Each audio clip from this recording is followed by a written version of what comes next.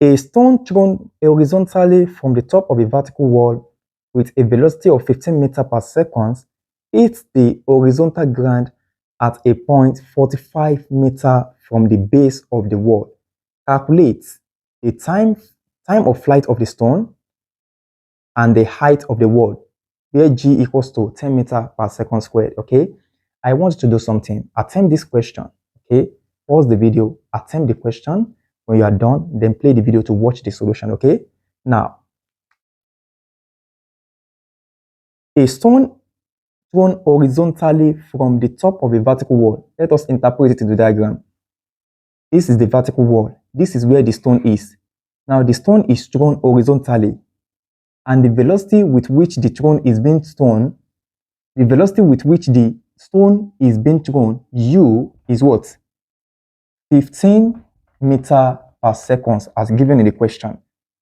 And the stone hit the ground at a point 45 meters from the base of the wall. Now this is the wall. Hello, this is the wall. This is the base of the wall. Okay, let me change this marker. This is the base of the wall. Okay, now so the distance is what? The distance where the stone hit the ground. When the stone is thrown with this velocity, the stone will travel this path and then hit the ground.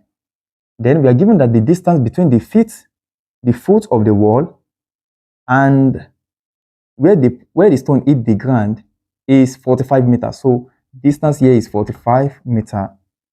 And then we are asked to calculate the time of flight. We are looking for t, and also we are looking for the height of flight. We are looking for h. Okay. Now, do you know that I told you that the distance between this point and this point is what? R. Okay. So this is R. R has been given as 45 meters, and G is what? 10 meters per second squared. Okay. Now look at the four formula that we have there. We want to get the time, we want to get the height. If I want to get the time, which formula am I going to use? It is easier to get the time using the fourth formula, which is the range is the product of the horizontal velocity multiplied by time. Okay, now I want to ask you a question. What kind of velocity is this? It is horizontal velocity, and one of the characteristics is that it is constant throughout the motion. Are you getting it? It is constant throughout the motion of the projectile. So that means I can get the time taken using that formula.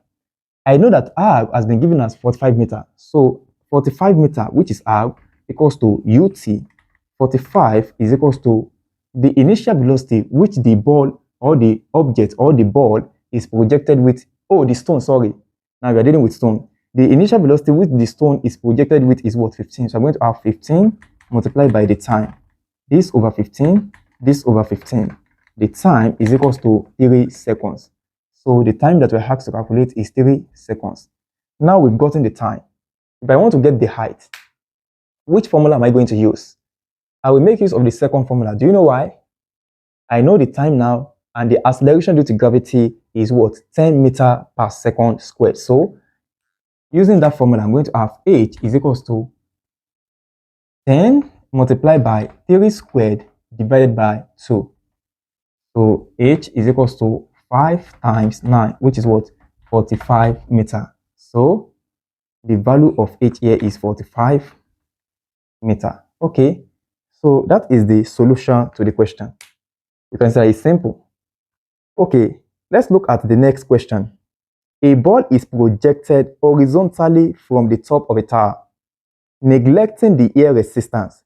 Which of the following statements about its motion is or are correct? A, vertical, okay, we are given Roman figure 1, vertical acceleration on the ball decreases as it falls. Roman figure 2, the vertical force. To watch the complete class, kindly click on the link in the description of this video or the comment section. Okay, see you in the next class.